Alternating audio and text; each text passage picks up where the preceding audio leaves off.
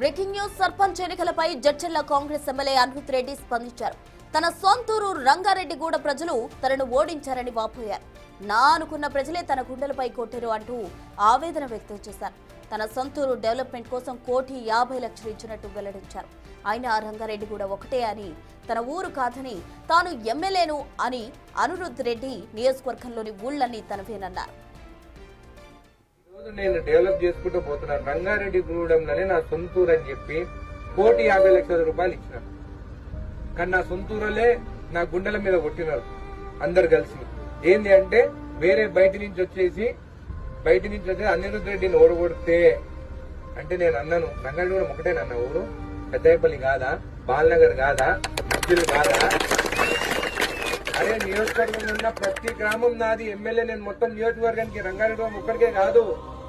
అయినా కానీ వాళ్ళకు కూడా తెలిసి వస్తుంది.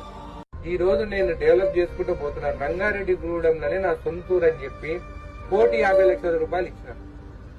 కానీ నా సొంతూరులే నా గుండెల మీద కొట్టినారు అందరు కలిసి. ఏంది అంటే వేరే బయట నుంచి వచ్చేసి అనిరుద్ రెడ్డిని ఓడగొడితే అంటే నేను అన్నాను, రంగారెడ్డిగూడెం ఒకటేనన్న ఊరు, పెద్దపల్లి కాదా, బాలనగర్ కాదా,